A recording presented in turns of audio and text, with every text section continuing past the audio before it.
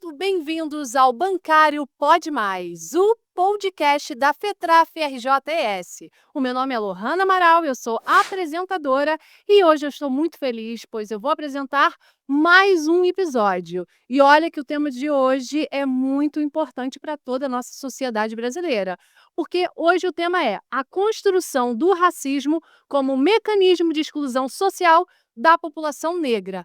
E hoje nós estamos recebendo a presença de dois grandes convidados. O primeiro convidado é Almir Aguiar.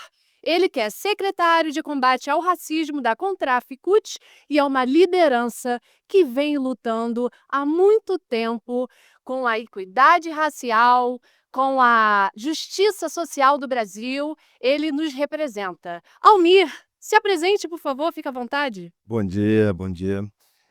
Eu me chamo Almir Aguiar, eu sou secretário nacional de combate ao racismo da Contraficute, sou pós-graduando em História da África e Diáspora Atlântica também. Eu sou do Coletivo Nacional de Combate ao Racismo da CUT Brasil e atualmente também sou membro do comitê gestor do Plano Juventude Negra Viva do Ministério da Igualdade Racial.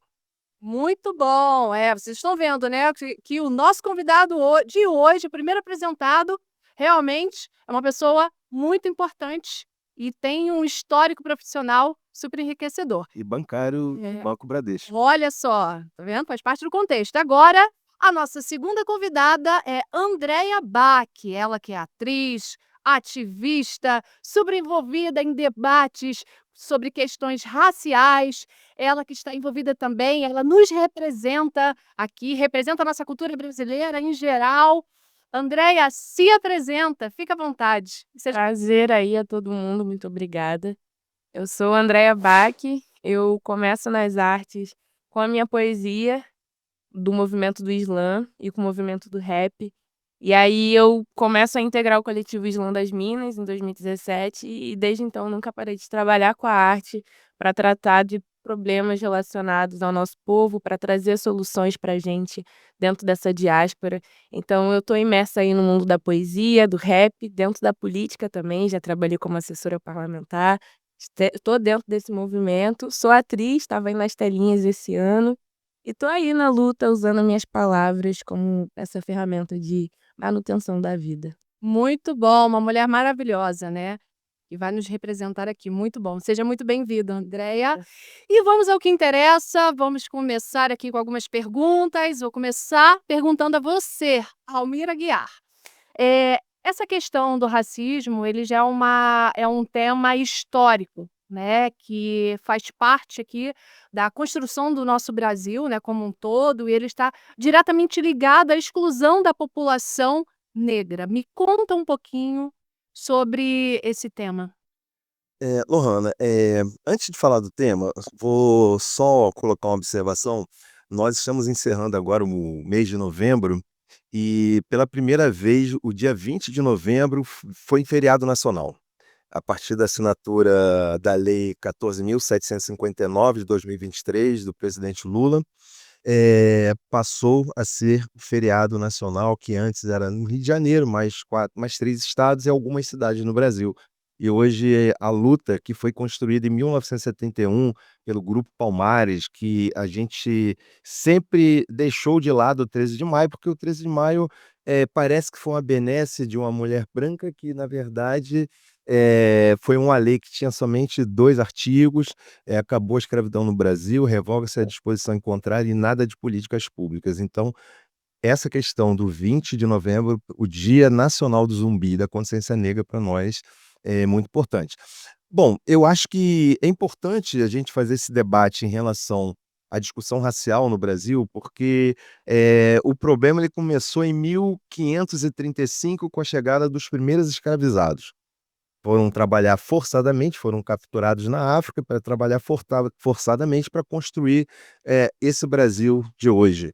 Então, a população negra ele passou esse período todo nesse trabalho forçado e foi chegando cada vez mais trabalhadores sendo escravizados, e chegou quase no total de 5 milhões de escravizados. Tá.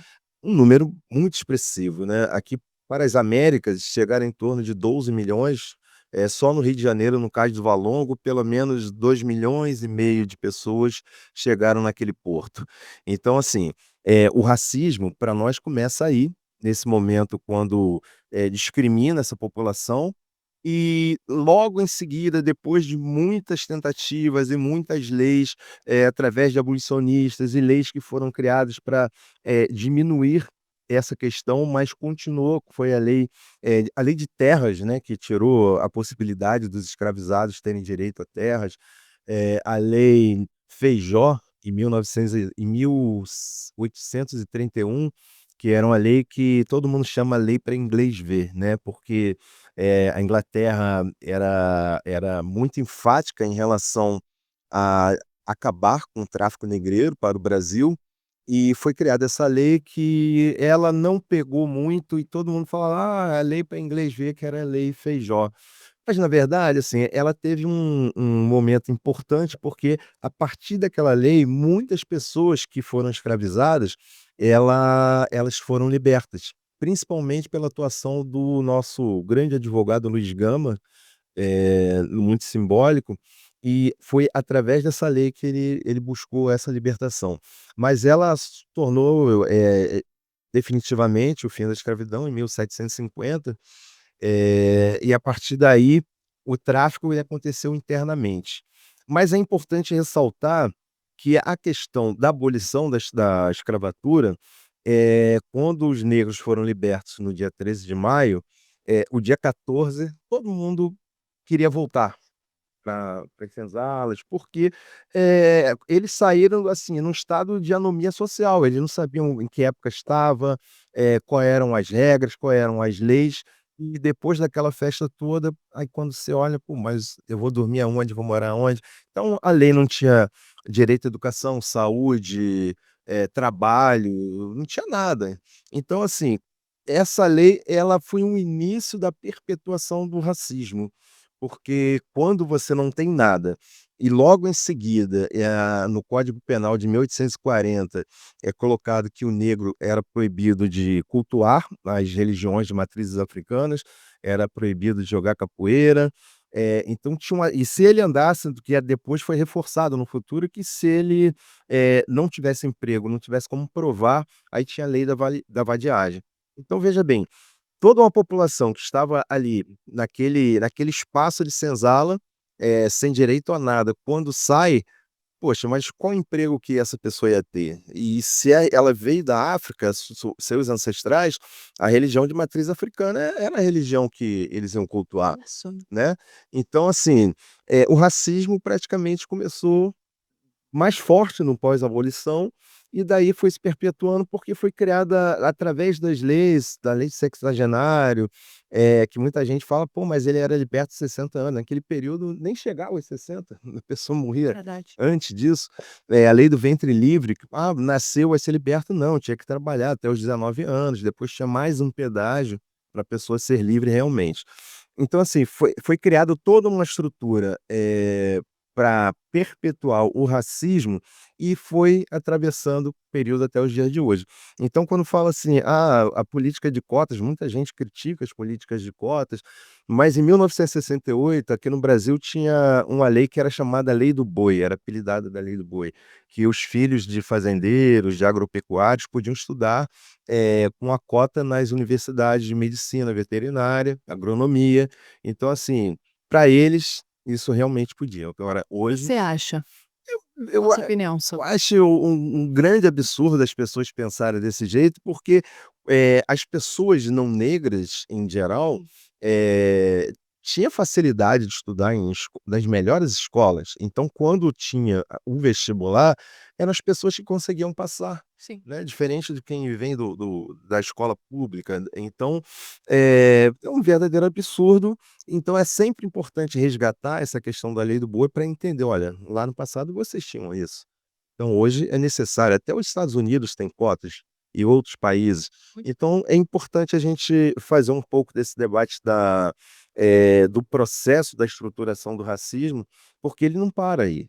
É importante falar também da PEC 9, aquela PEC que, quando os partidos políticos não investiram nas candidaturas negras e de mulheres, teve uma multa imensa do Tribunal Superior Eleitoral. E eles criaram a PEC 9, que era para anistiar os partidos políticos. Por outro lado, na lei anterior, se tinha dentro de uma nominata, digamos uma nominata de 200 pessoas, tinha 150 negros e negras. Então o valor do fundo eleitoral era proporcional a esse número de pessoas. Aí com a lei 9, com a lei nova, a PEC 9, eles alteraram, então hoje só tem 30% para essa candidatura. Não importa se seja 80% da nominata, só tem 30%, porque os brancos do Congresso Nacional, eles não querem perder seus espaços de poder. E mesmo com todos os problemas na eleição passada e na anterior, eh, alguns negros e negras conseguiram se eleger a vereador, prefeitos, deputados estaduais, federais. Eu acho que isso preocupou um pouco essa branquitude do Congresso. Então é um meio de: "Olha, vocês só podem até aqui". Então, infelizmente, é o que passa hoje, em função do racismo.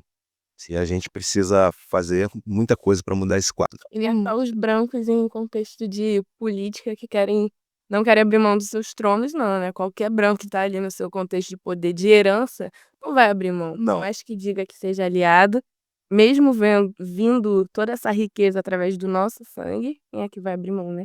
Contexto intelectual, cultural, político, econômico. É verdade, verdade. André, aproveitando esse ensejo, como que você vê essa construção histórica nos dias de hoje, principalmente pautada ali na cultura e na mídia? Antes, eu queria só trazer uma poesia, se me permitir, Claro, à vontade. que muito traz essa reflexão histórica que você trouxe. Porque eu vou escutando as produções de filosofia da nossa comunidade e eu transformo em arte. Essa poesia que inclusive me fez, eh, que essa poesia inclusive que me fez adentrar dentro do mundo da poesia. É assim: "Talvez o que eu vá falar aqui muitos não deem muita importância. São só desigualdades, guerra são uma pequena discrepância. Num vasto horizonte eu vejo resquícios que não se esconde. Eu olho para os prédios do Leblon e vejo os herdeiros da Casa Grande. Eu olho para o Vidigal e vejo os herdeiros da Senzala, mas que com muita resistência carregaram sempre a sua espada. Foram 5 milhões. 5 milhões de nós trazidos à força. Inferiorizaram nossa cor, jogaram nossa cultura e nossa identidade na forca. Martela o dente dele, joga água fervente no ouvido dela. A cada tortura, mais força para ela. Agora você vai para a igreja, o teu orixá não existe. E a cada suspiro, ela resiste. Tentou fugir, tentou escapar, né? Pra ela mais sem chibatada, corre, engole o choro, bora pra luta, Dandara. Construímos quilombos, salve o zumbi. Revoltas e rebeliões tentaram nos oprimir. Éramos 90% da população. Imagina que lindo. Tudo isso de preto sorrindo. Só que não. Por 300 anos já não basta ter nos escravizado, agora fica aí, sem moradia, sem salário, o que restou foi pra favela ser marginalizado preto. Nós somos fora até no nome. Não sei se tu sabe, mas resistência é nosso sobrenome. Os meus heróis não viraram estátuas. Eles morreram lutando contra aqueles que viraram. Os pretos estão tudo se organizando. É preto no poder, é preto em ascensão. Já disse que somos foda? É cada orgulho que vem dos irmãos. Andréia Bach, segundo lugar na FRJ. Ah, não vale. Ela passou por cota. Mas e daí? Isso é no mínimo uma redenção. Só falta vocês falar que o lance é meritocracia. Vai ter mais preto na faculdade sim do que na delegacia. Qual é, pretinha? Pega teu jaleco e esquece essa louça. Faz que nem aquele cara, o André Rebouças. Pois é, ele não é apenas nome de túnel. Negro, abolicionista, engenheiro e astrônomo. Eles não passam isso na sala porque não querem aceitar que a gente que tá reassumindo o nosso trono. Uau! Parabéns. Lindo. Obrigada. Essa é uma poesia Intenso.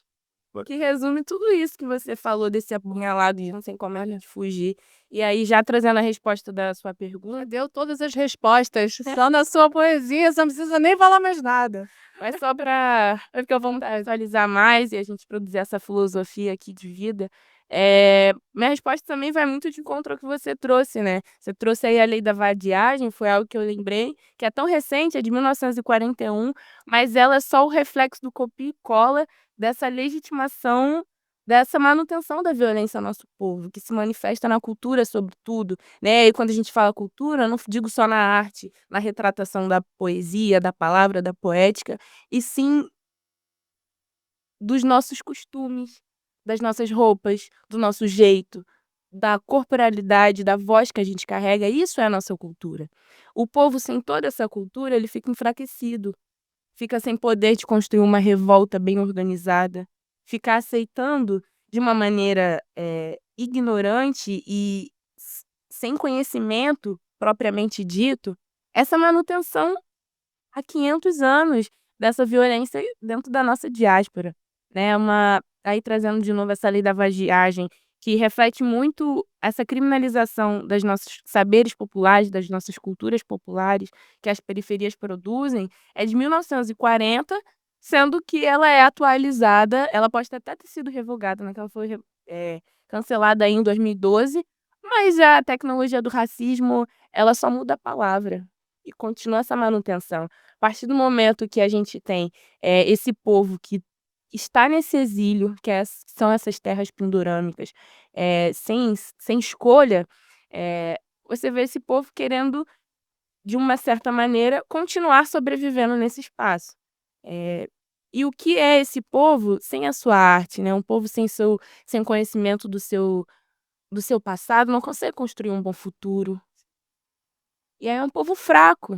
É um epistemicídio tão devastador que pouca parcela da nossa população vai ter acesso, né. Quando a gente relembra esses rituais do apagamento que fizeram com a gente, de dar 7 voltas na árvore do baobá para a gente esquecer nossa cultura, pode até ser visto de uma forma poética, mas como isso, se mantém até hoje sem dar voltas em baobás, dá muito certo, infelizmente. Eh a partir do momento que um povo preto quer manifestar o que está dentro de si, através da capoeira, através do samba, através das rodas de jongo, através do maracatu, através do funk, através do passinho, através do rap, através do hip hop, e é reprimido através de uma legitimidade, da Constituição, o que é isso senão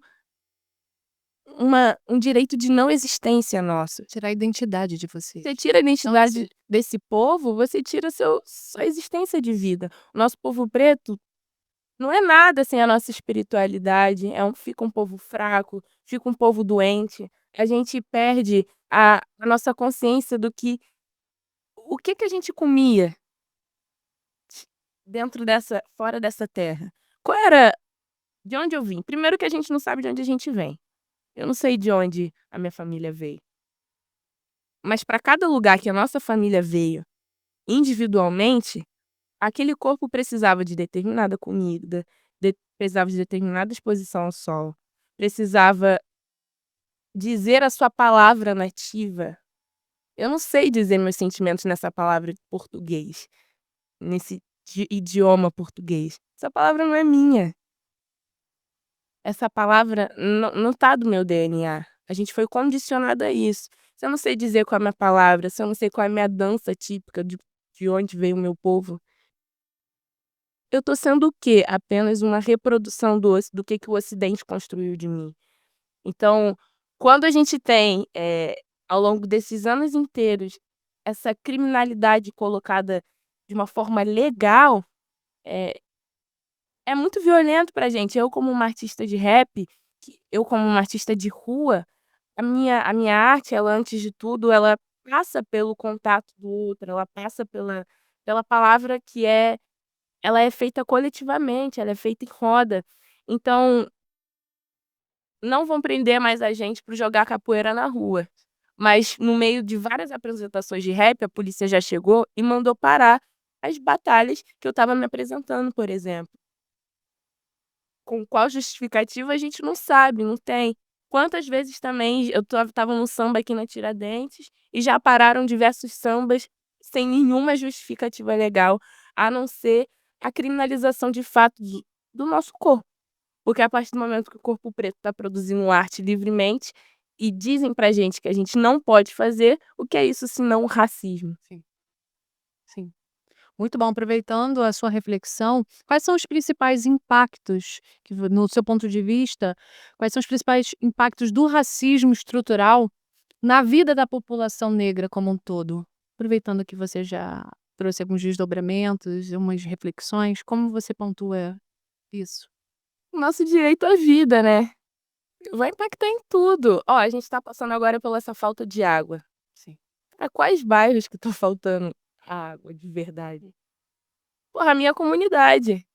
Eu aposto que é a comunidade de todos os pretos que estão escutando a gente. Eu faço bacharel em artes cênicas em Laranjeiras. Cara, ela é o único lugar que, tipo, eu tô conseguindo tomar banho, sabe? Tipo, Laranjeiras, qualquer bairro da Zona Sul. Então, o racismo ele vai impactar no nosso bem-estar, no nosso psicológico, na nossa autoestima. Essa situação, desestabiliza a gente. Tô trazendo esse problema da água, mas É uma realidade, é o que a gente está vivenciando, é o que você está vivenciando no momento, né? É uma realidade aqui, não só aqui no Rio de Janeiro, mas em outros estados, pelo Brasil afora, né? É uma realidade. para isso eu trouxe uma outra poesia que fala exatamente de como superpassa todas as nossas camadas da nossa subsistência. O racismo vai afetar o nosso intelecto, vai afetar as nossas produções, de tudo mesmo. Tem uma poesia que eu escrevi quando eu estava começando a entrar, assim, no movimento social, em 2016, e ela fala assim: como que um pedaço de papel ela pode falar mais forte que uma população inteira? 100 anos de atraso na pedagogia, querem tirar nossa filosofia, deixar a gente sem ideologia. Alguma reforma nunca enfrentar e sim derrotar. Mais de 150 mil de pessoas sem estudar, escolas fechadas, prisões abertas. Quando o crime te pega, não tem hora certa. Chegar nos mais comuns, essa é a parada. Que nosso estudo chegue quem tá além da faculdade, chegue quem tá na quebrada. 70 deputados não pode falar mais alto. Eu imagino um mesmo morro descendo pro asfalto, estourando os pneus, vergalhão ali no trem, pichação na madrugada, organizado, vamos além. Intervenção militar, não. Intervenção popular, revolução. A cada ano aumenta o número de bilionários, enquanto isso, mais pobres se ferrando e preto apanhando pra fardado. A cada 23 minutos, um João Guilherme morre, destinado a matar os tais suspeitos. É preto, tava de preto, vestido de preto, então morre, sem comida na casa, dor e sofrimento, olhando para 7 crianças e pensando se no dia seguinte vai ter alimento. Na favela, as meninas induzidas a ser puta, multiplicando na Turquia ou no tráfico e subtraindo o número de pobre vivo. Realidade política assustadora, eu não ignoro. Passou um ano e votou 100, eleição do presidente Collor, esquerda dominando na escola. Não pense doutrinadores, eu falo de professores e não de torturadores. E sobre esses partidos, sem se limitar em só falar de mercado financeiro e nem se limitar em só falar com a zona sul do Rio de Janeiro. 600 bilhões desviados para os banqueiros, 1.000 famílias sem onde morar, 1% de pessoas tem toda a riqueza, desvia para Ambev e aumenta a pobreza. Eu vejo em cada menor que assalta, desviando do tráfico uma grande assata. O choro dos irmãos nos comove. O sangue deles no chão já pode ter secado, mas foi plantada a semente e a resistência não morre. E no ápice da contradição, uns plantando as agrárias e outros com metade das migalhas, irmão. Na favela do Faz Quem Quer, perdemos muitos amigos. Pergunta pro menor que estão na lista e vê se é realmente isso que eles querem. Vendo os pais sofrendo, os irmãos de fome morrendo, a boca para eles são tudo que tá tendo. No sufocam alienação, tudo isso pro trabalhador não blindar a conscientização. Indígenas gritam ao som do plano de fundo do fogo queimando, levando toda a força da natureza que foi sempre plantada de ancestralidade. Genocídio homenageado em cada canto da cidade, Duque de Caxias racista, enquanto memórias dos meus não tem um museu que guarde. De cada mulher eu vejo a garra, partindo de cada mulher preta eu vejo quem manda na parada e mostrar pra esses escroto que nós não somos farra. Juventude fardada a pegar em arma, ou pra ser militar, ou pra traficar, ou pra se matar. Organização desorganizada faz ciranda, faz showmício e ainda quer fazer luta armada. Sem fechar os olhos pro que tá acontecendo. Espírito de revolucionário, nós por nós e por todos que estão morrendo. Muito bom, muito, muito bom. Ilustrou e olha que a gente não combinou. É, Ilustrou super bem, você vê, né? A gente vai conversando, vai discorrendo e conectou super bem com o que você apresentou aqui pra gente. Isso é arte. Poesia, muito lindo. Agora é para você. Vou aproveitar aqui o calor aqui da emoção Vai. e eu quero que você apresente a realidade no setor financeiro, pensando aqui num cenário dentro da Contraficute. Quais são os principais impactos desse racismo estrutural que muitos enfrentam ali no meio corporativo, no meio bancário em Sim. si? Lohana, então, só antes de colocar essa questão dos bancários, dentro dessa estrutura do racismo e as consequências que eu acho importante colocar, tem alguns pontos que são importantes, mas eu queria destacar um pouco da violência policial e mercado de trabalho. Recentemente o Diese fez uma pesquisa, colocando agora no mês da consciência negra, algumas situações que a população passa no mercado de trabalho, a população negra, né. Então assim, embora a população negra seja 55% do trabalho formal, com carteira assinada, negros e negras ganham em média 40% menor do que uma população que trabalhadora não negra. Eh, Eles destacam inclusive que a população negra na sua vida laboral, 18 a 65 anos de trabalho, chega a ganhar R$ 980.000 menor do que um trabalhador não negro. Então assim, são questões que a gente precisa estar atento, e isso faz parte desse racismo estrutural, porque quando, o Diese faz essa pesquisa, eles pegam as 10 funções mais importantes, importante acho que todas são, né, mas eles destacam em função da escolaridade, médico, engenheiro, advogados. Nesse conjunto, a população negra ocupa em torno de 22% desses espaços.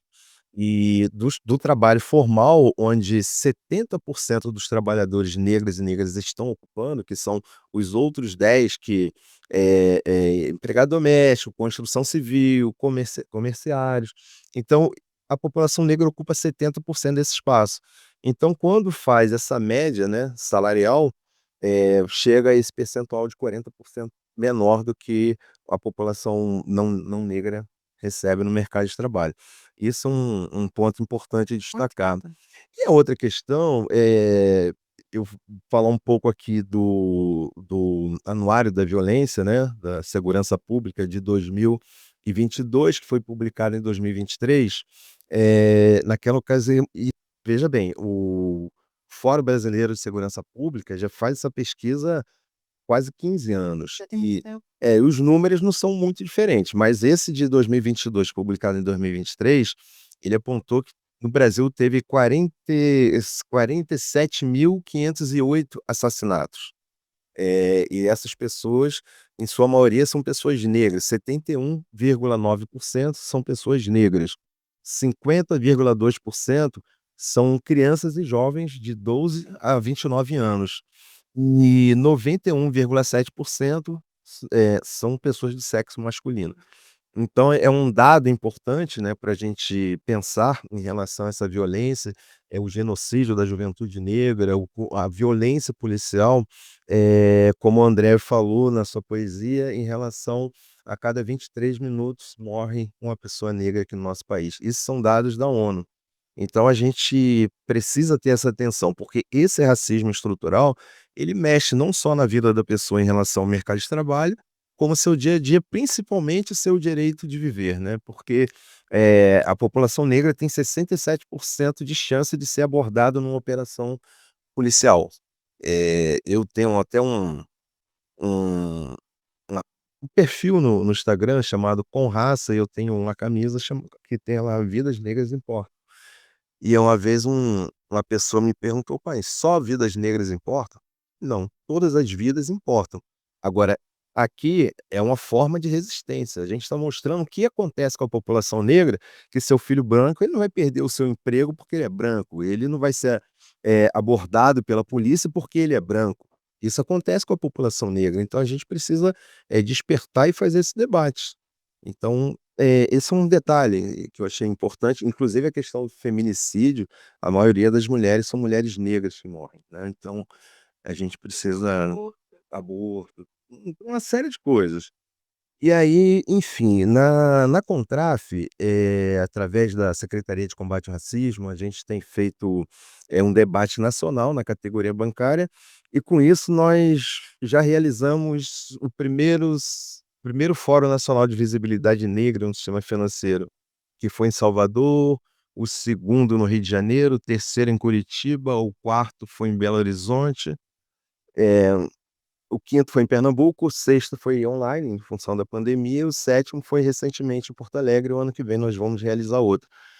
E nesse fórum a gente debate as questões do emprego, mas também esses problemas da sociedade em geral, com especialistas e tudo mais. Mas a gente tem tentado fazer esse trabalho dentro do setor financeiro, até porque o último dado da RAS de 2022, ele aponta que se declararam negros, pretos e pardos na categoria bancária em torno de 118.000 trabalhadores. Desse total, 50% são mulheres, mas fazendo um recorte racial, a mulher recebe em média 20% menos do que um trabalhador. Então isso ainda é uma realidade que acontece não só no meio financeiro, mas em outros setores, né, Outros mas setores. isso é uma realidade. É uma realidade, Olha só. porque a mulher recebe menos, em média 20% menos que um trabalhador não negro no setor Uhum. bancário, mas quando faz o recorte, a mulher negra recebe 36% Olha. menos. Mas porque é bom sempre esclarecer essa questão quando a gente fala em média, porque, nós temos um acordo coletivo que tem um piso salarial para todo mundo, então as pessoas: "Poxa, mas é diferente". Não, não é diferente. É porque como a categoria bancária, a maioria são de pessoas brancas, e nos cargos lá no topo da pirâmide, da direção e presidência são pessoas brancas, quando você pega aquele total e faz a média salarial das pessoas que são brancas, das pessoas que são negras, aí você percebe que o salário ele é inferior, muito assim, para mostrar para aquele empregador ou para aquele sistema, que é o sistema financeiro, que precisa contratar mais negros e negras no setor. Mas nós estamos tentando incluir alguns pontos na campanha salarial, como já colocamos na minuta, mas não avançamos na mesa. Então, quando você vai discutir essa questão com o outro lado, com os bancos, você olha que no outro lado só tem branco. Uhum. Aí eles pegam uns 2 trabalhadores lá da direção, que são assessores, que são negros, colocam na mesa para não ficar muito feio. Mas a realidade é essa, faltam negros e negras e, com isso, essa discrepância é muito grande, não só, na contratação, não só no salário, como também na ascensão profissional. A gente vê muitos negros e negras nas fotografias nas agências, Sim. porque interessa para vender produtos, mas na realidade a vida é outra. Por isso que esse trabalho que vocês desenvolvem na Contraf é muito importante, né, Sim, porque vocês realizam um trabalho que é de suma importância e só vocês sabem que vocês passam e vocês têm que lutar pelos direitos porque quem está do lado de fora não tem noção da realidade. Às vezes a gente acha: "Ah, isso aconteceu anos atrás, é uma realidade hoje, está em voga, né, muita gente, questionar e tratar sobre esses pontos", e muitos pensam, eu digo a maioria: "Não, isso aí é coisa do passado", só que não, é uma realidade. Aproveitando também esse ensejo, me fala um pouquinho, quais mais uma recomendação, mais um ponto de vista seu, tá. Quais políticas públicas ou iniciativas você acredita que seriam essenciais justamente para a gente combater esse racismo estrutural? sim, em primeiro lugar, no meu ponto de vista, é a efetivação da Lei 10.639. Então, essa lei ela obriga o ensino da cultura afro-brasileira nas escolas. Porque, assim, eu não sei no tempo da Andréia, mas no meu tempo, quando eu ia estudar história, tinha sempre o negro amarrado num tronco, o negro apanhando, o negro carregando a senhorinha nas costas. Então, aquilo durante anos, ela criou no imaginário das pessoas, imagine nós negros estudando aquilo, mas as pessoas brancas, ela criou nesse imaginário que o negro era assim. O negro era uma raça inferior. Muito do que a Andrea falou, de como a gente perdeu a nossa identidade os Raízes. nossos ancestrais, né. Isso. Porque na Ilha de Goré tem a Porta dos Sem Voltas, né, então o negro quando passava ali, ele sabia que não ia voltar mais. Então, tinha essas coisas, né, além dele ficar dando volta, inclusive os negros ganharam os nomes dos senhores, né, por isso que a gente tem Souza, Almeida, Silva, que era o nome dos portugueses. Então assim, isso era uma questão que a gente precisa, discutir, mas eu acho que a lei 10.639 ela ajudaria a minimizar, porque as pessoas iam aprender lá desde criança qual foi essa origem, né, da população negra, dos nossos ancestrais, né, que a escravidão ela era uma coisa pensada, não era só trazer o negro e escravizar. Por exemplo, no período do ouro, né, naquele período rico da história, os negros que trabalhavam lá eram escravizados na Costa da Mina, porque eles tinham experiência. Então, um legado importante que muita gente fala: "Ah, o negro deixou a dança, a s o samba", não foi só isso. Hoje a indústria, de minério, a origem foi da Costa da Mina, então eles trouxeram pessoas especializadas. Então a plantação, tudo foi pensado, né. Então, assim, a gente precisa aprender isso. A gente precisa aprender que a gente tinha os abolicionistas, pessoas super importantes, como foi o André Rebouça, Machado de Assis, Lima Barreto. Tem muita gente na história que a gente precisa resgatar e mostrar: "Olha, nós temos a nossa importância", né. Então, assim, aí nessa questão aqui, hoje, como eu falei, eu faço parte do comitê gestor do programa Juventude Negra Viva, do Ministério da Igualdade Racial. Esse comitê ele foi criado através de caravanas no Brasil inteiro, pelo Ministério da Igualdade Racial, a Secretaria Nacional da Juventude, e ouvindo as pessoas.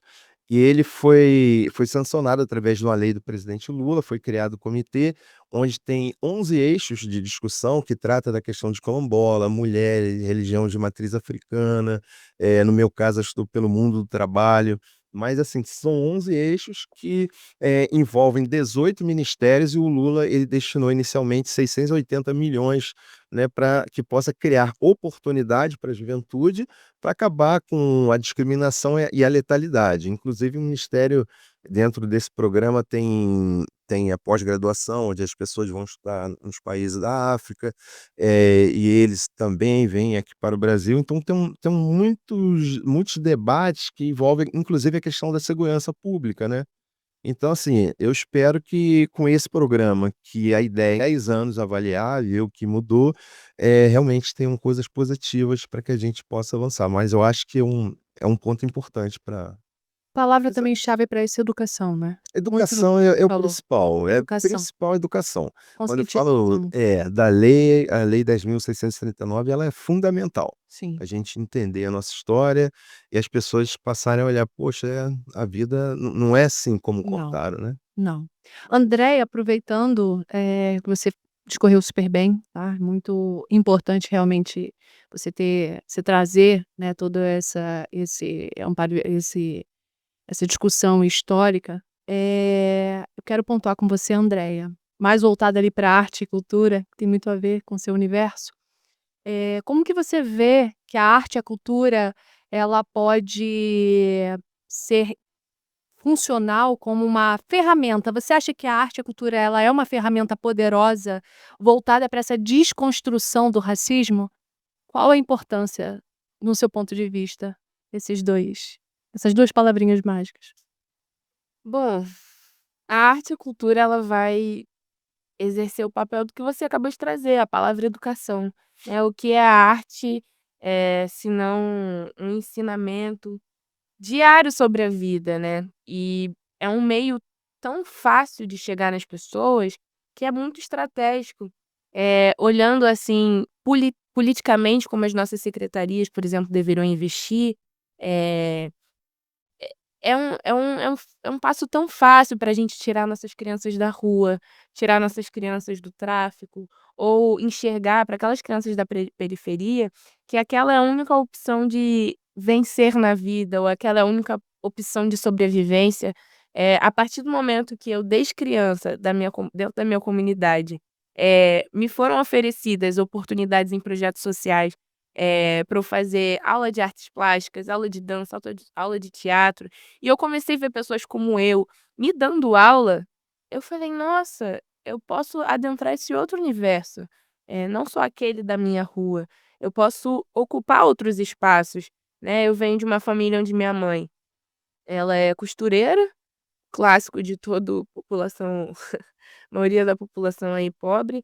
Pai costureira, minha mãe costureira, trabalha com faxina também, meu pai mecânico de elevador, eh muito honrados, assim, mas essa era o máximo de realidade, assim, meus pais dentro par de mãe, par de pai, eles foram os máximos com escolaridade. Meu pai fez um técnico ali, minha mãe um ensino médio, aquele era o máximo de que poderiam, dentro da sua compreensão prática, de usufruir do intelecto ou de uma educação assim. A partir do momento que eu começo a arte ser inserida dentro de mim, eu começo a abrir meu mundo. Com 16 anos eu fui estudar química, qual me formei, sou química também, e ali eu vi a minha possibilidade naquele ano de eu trabalhar com arte também. E isso não era uma realidade na minha família, ninguém mais ali é artista. E eu sou uma pessoa que eu posso trazer esse exemplo, eu fui transformada através disso, né, e ao longo desses anos eu sempre levo oficinas arte-educativas através da literatura para as escolas, sobretudo de ensino público, e os professores trazem feedback incrível de que: "Andréia, meus alunos nem liam, não prestava atenção na aula, e hoje estão trazendo poesia, estão trazendo rap, estão falando que querem trabalhar com isso". Então a pessoa enxerga uma outra possibilidade, né. Eu também construo um movimento na Carobinha, junto com o meu mestre de capoeira, mestre Célio, que a gente traz aula de inglês gratuita para a comunidade lá de Campo Grande, aula de capoeira, eh e outras aulas que quem quiser se voluntariar sempre leva. E aquelas crianças ali, elas já que ficariam na rua por ociosidade mesmo, conseguem enxergar muitos meios para o seu futuro, e não só de trazer uma renda através da arte, mas de trabalhar todas as terapias que a arte desenvolve. Então, a arte para aquelas crianças vai ter uma função de trabalhar as ansiedades, de tirar essas distrações do celular, por exemplo, de construir um intelecto, um cérebro poderoso, e isso dá a possibilidade daquela juventude negra, daquela juventude pobre, se enxergar no mundo, com muitos outros viés, assim. E além disso tudo, a arte, a cultura, ela vai trazer essa possibilidade do conhecimento da sua ancestralidade. Quando essa juventude vai ter acesso, essas crianças e todo mundo que se conecta com a arte, vai ter acesso a saber seu passado, você constrói sua autoestima. Você passa a descobrir que, essas pessoas que vieram escravizadas, elas tinham esse potencial saber químico e físico da extração de minério, Uhum. que essas arquiteturas que a gente vê aqui espalhado pelo centro do Rio de Janeiro, são as nossas mãos que fizeram. A gente tem essa sabedoria da arquitetura. Eu na química, você fala: "Não sabia como era na sua época, sobre a aplicação da Lei 10.639", não mudou muita coisa, né, você tem ali um número ínfimo de professores que fazem esse esforço de trazer, mas pouco vem da coordenação pedagógica e sim do indivíduo em si, de espalhar isso pelo ensino mesmo. Eu, por exemplo, estudei 5 anos de química e eu nunca estudei, um autor negro de química que trouxesse uma teoria, sendo que as primeiras faculdades, Cadê a as referência? primeiras universidades, elas surgem no Antigo Egito, há Isso. não sei quantos mil anos atrás. Então,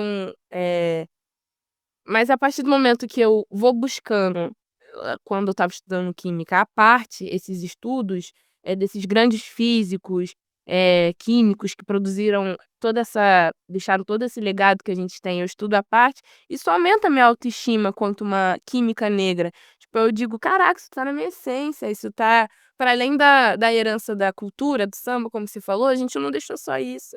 a gente é o criador dessa humanidade, né. Então a gente tem muito mais riqueza para dar e a arte e a cultura traz isso pra gente. Ela é muito importante.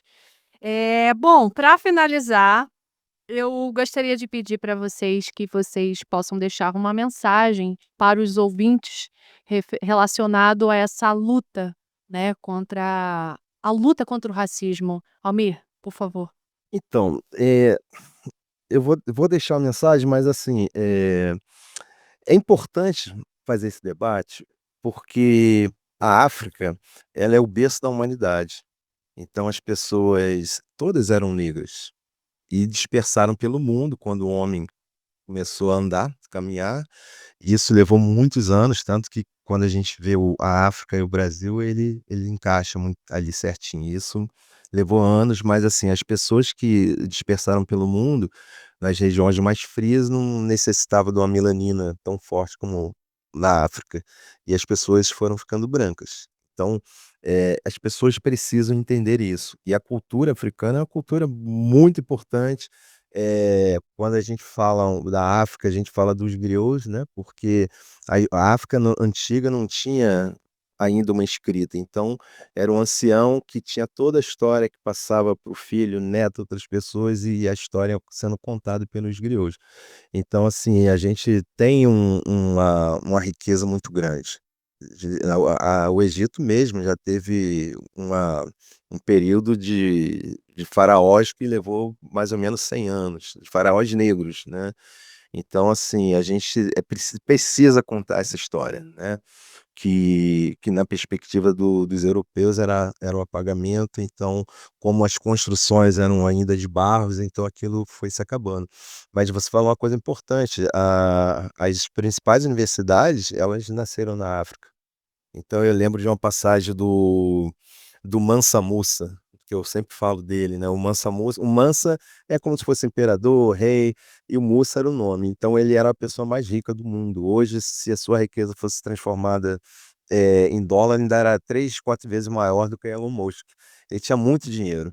Ele era muçulmano, foi fazer uma peregrinação a Meca, quando chegou no Egito, ele levou uma comitiva de 60.000 soldados, 8.000 servos e muito ouro. Então, quando uma pessoa mais humilde pedia uma esmola, ele dava ouro e inflacionou a economia do Egito durante 10 anos.